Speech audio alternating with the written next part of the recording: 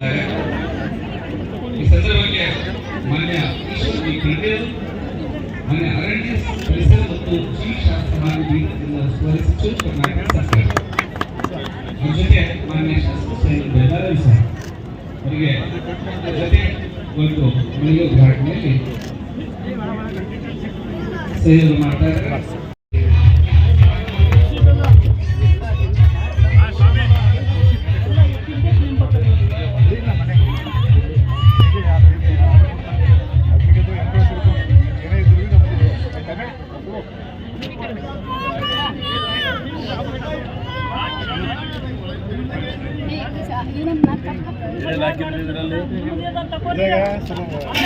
ಸಿರಿಧಾನ್ಯ ಮೇಳ ಉದ್ಘಾಟನೆ ಮಾಡಲಿಕ್ಕೆ ಆಗಮಿಸಿದ್ದೇನೆ. ಖುಷಿ ಆಗ್ತಾ ಇದೆ. ಅನ್ನದಾತರು, ರೈತರು ಇವತ್ತು ಅವರು ಈ ದೇಶದ ಒಂದು ಬೆನ್ನೆಲುಬು ಅಂತೇಳಿ ಹೇಳ್ಬೋದು. ಅವರೇನು ಪರಿಶ್ರಮ ಮಾಡ್ತಾ ಇದ್ದಾರೆ, ಬೆವರು ಸುರಿಸ್ತಾ ಇದ್ದಾರೆ. ಅದಕ್ಕಾಗಿ ಇವತ್ತು ಆಹಾರದ ಕ್ಷೇತ್ರದಲ್ಲಿ ನಾವೆಲ್ಲ ಸ್ವಾವಲಂಬಿ ಆಗಿದ್ದೇವೆ.